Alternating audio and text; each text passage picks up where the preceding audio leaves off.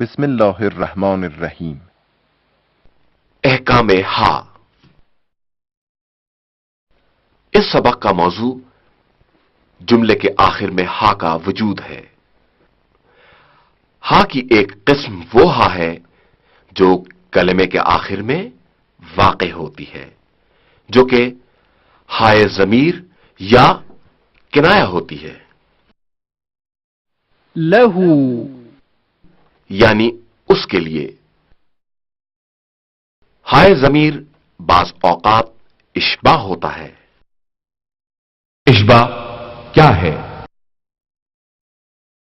اشباہ یعنی چھوٹی آواز کو بڑی آواز میں تبدیل کرنا۔ دوسرے الفاظ میں پیش کی آواز کو او میں تبدیل کرنا اور زیر کو ای میں تبدیل کرنا۔ کن مواقع پر ہائے ضمیر کی حرکت اشباہ ہوتی ہے؟ جب کبھی ہائے ضمیر سے پہلے اور بعد کا حرف متحرک ہو، ہائے ضمیر اشباہ ہوگا۔ اس مثال پر غور کریں۔ فلہو اجر فلہو اجر مذکورہ مثال میں ہائے ضمیر سے پہلے اور بعد کا حرف متحرک ہے، پس اشباہ واقع ہو جائے گا۔ فلہو اجر فلہو اجر بہ الا بہ الا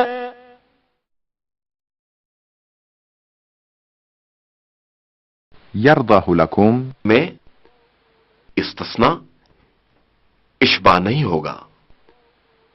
یرضہ لکم یرضہ لکم جب بھی ضمیر کی ایک طرف ساکن یا دونوں طرف ساکن ہوں گے تو اشباہ نہیں ہوگا۔ مثلا منہ الا کیونکہ ضمیر سے پہلے ساکن ہے، اس مثال میں ضمیر کے بعد ساکن ہے، اس لیے یہاں بھی اشباہ نہیں ہوگا۔ منہ الا منہ الا لہ الملک اس مثال میں ضمیر کے بعد ساکن ہے، اس لیے یہاں بھی اشباہ نہیں ہوگا۔ لہ الملک منہ اسمہ اس مثال میں ضمیر سے پہلے اور بعد میں ساکن ہے، اس لیے اشباہ نہیں ہوگا۔ منہ اسمہ منہ اسمہ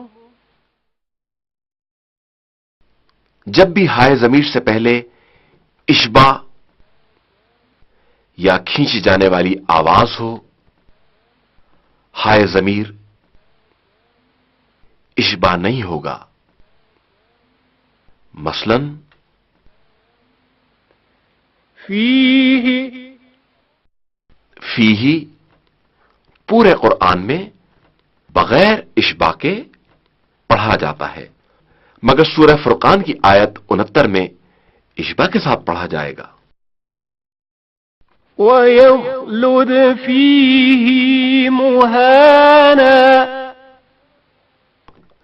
وَيَخْلُدْ فِيهِ مُهَانًا بعض قرآنی نسخوں میں رہنمائی کے لیے ایک الٹی یا لکھی جاتی ہے۔ وَيَخْلُدْ فِيهِ مُهَانًا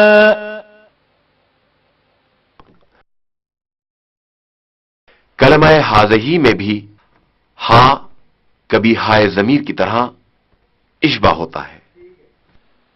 هذه بضاعتنا هذه بضاعتنا. ہا کی حرکت بعض کلمات میں مثلاً الله ينتهي